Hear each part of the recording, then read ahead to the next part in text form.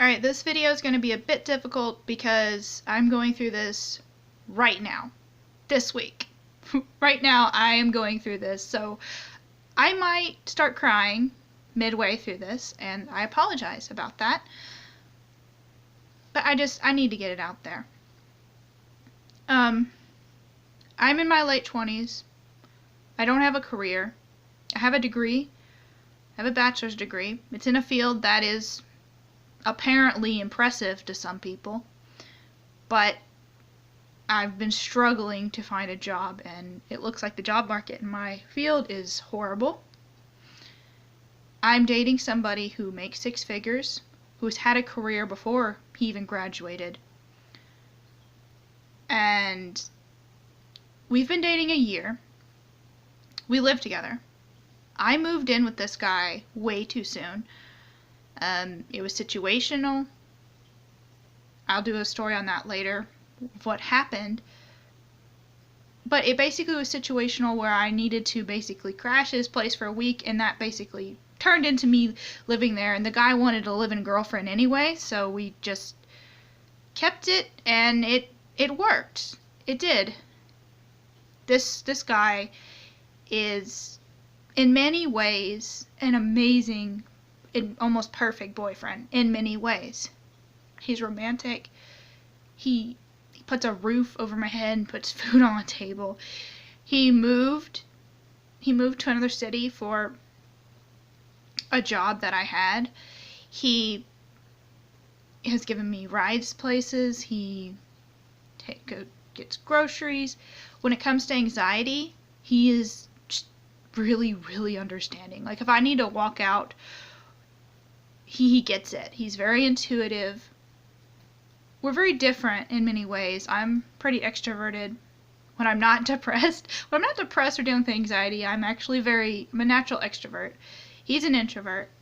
If you care about the astrology thing, he's a Scorpio, and I like to say he's an extreme Scorpio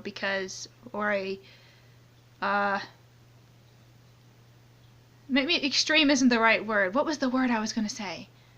Oh my god. He's like extreme. He's very, very Scorpio. I would just say that. And in many ways, he's amazing. He's done more for me than I could ever repay him back. Sometimes it's financially, because, like I said, the guy makes a decent amount of money.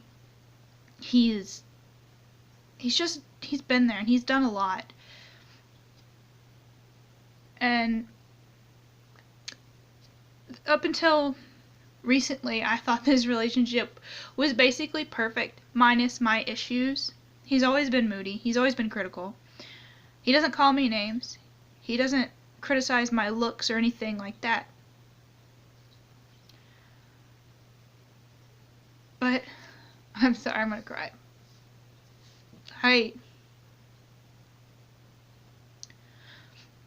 I'll just tell you what happened.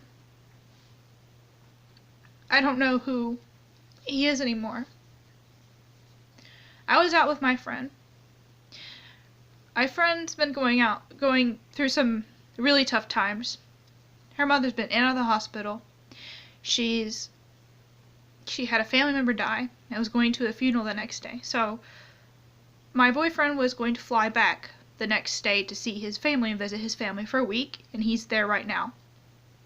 Which is why I'm able to do this video right now, even though we live together, because he's not here. So I was with my friend, and we're in Red Robin, where it's very loud. There's a bunch of kids, and I look down and I see my phone is ringing, and I answer it. It's my boyfriend. He doesn't say anything. I'm like, hello? He hangs up. Okay, so I call him back. He doesn't answer, and then I look and I see there's 5 voicemails. And then there's 20 angry, cursing, like, fuck it, I want to fuck everything, like, cursing. And this guy doesn't curse. Like, he certainly doesn't say the F word. 20 messages, okay? And this is all in, like, a time period of 20 minutes. Of course, I freak out. I think something bad's happened, emergency. Did he have an anxiety? What's going on? I read all the messages. I message him, tell him I'm in a restaurant. It's really loud. I didn't hear your call at all. And it was over something so small, like a scratched pan. Literally. And that scared me because I've never seen him act like that. I've never seen him act like that. He knew I was with my friend, and I've never seen him just go off like that, and it was very confusing. I understood why he's mad about the pan. I've accidentally ruined some of his other pans unknowingly by scrubbing them with the wrong sponge, and then they were no longer non-stick. But I don't know. When I got back, my friend, she went back home, and I got back, and he said, I bought him a new pan. So I bought him a new pan, and he said, sorry for the cutting board. So I go over and I look at the cutting board, and there's like gashes into it. I'm like, okay. At first I laugh because I think he scratched the cutting board to teach me a lesson about the pan. That's so petty, it's funny. But he got upset, and he kind of like threw the exercise ball at me, which, not the heavy ones, like those big blow up, very, very light exercise balls. He like threw it at me, and he comes up to me, and he's like, why are you laughing? And then I realized, and he actually had slammed a knife against the cutting board in anger.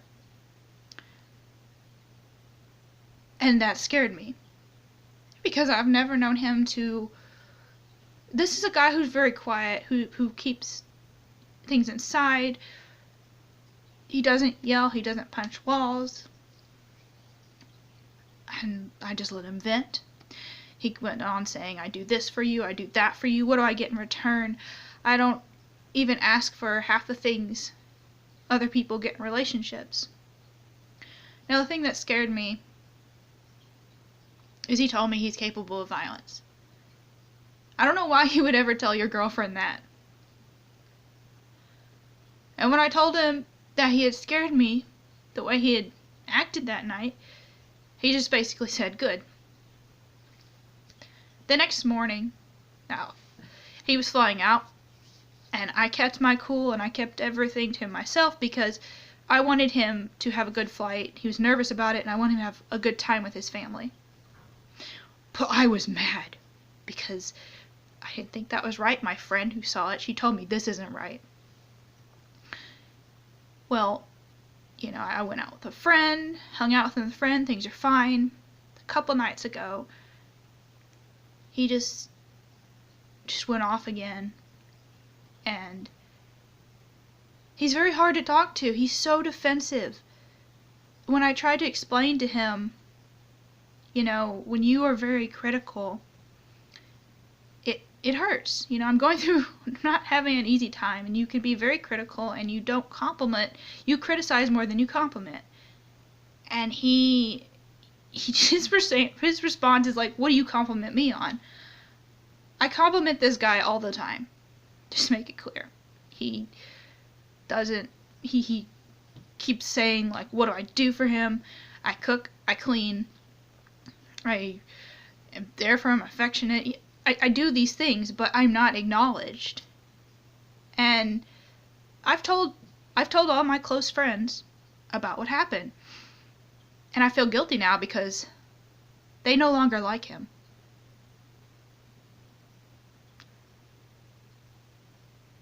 And I'm kind of going back and forth because this guy is... When I look back, there are some issues. There's some issues that I will leave out here that are my issues, things that I need to work on, and I know because of that he's very frustrated. But he's always had that, like, kind of dark anger, I guess. And it wasn't the first time he told me he was capable of violence. The first time he told me, I kind of disregarded it because I thought he's just being really stupid right now. He's just saying stuff. He's never tried to hit me. He's only yelled in my face once. And I made it very clear that I was not going to put up with that. That was not cool.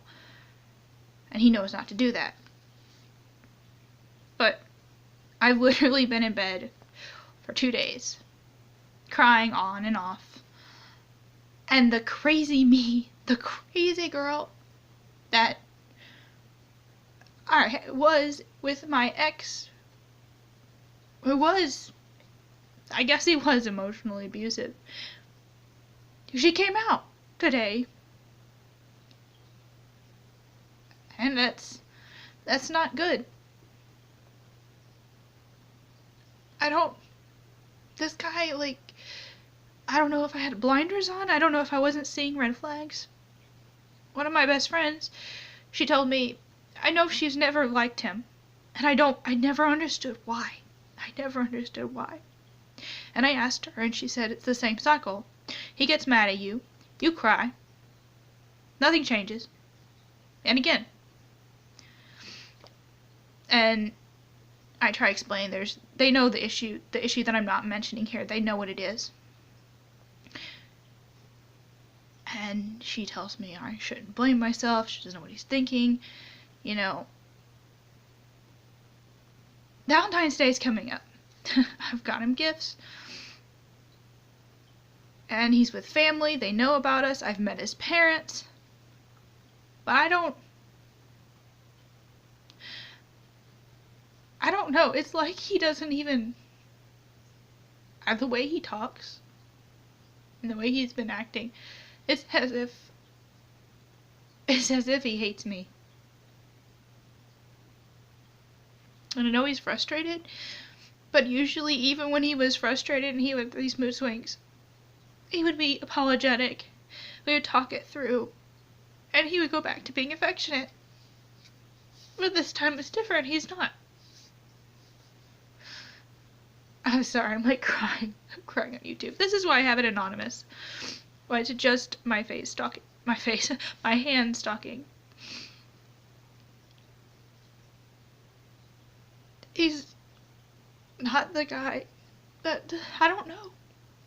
And it makes it hard. Like, who wants to lay in bed or do physical things with someone that you think loves you, hates you? And that's the feeling that I get.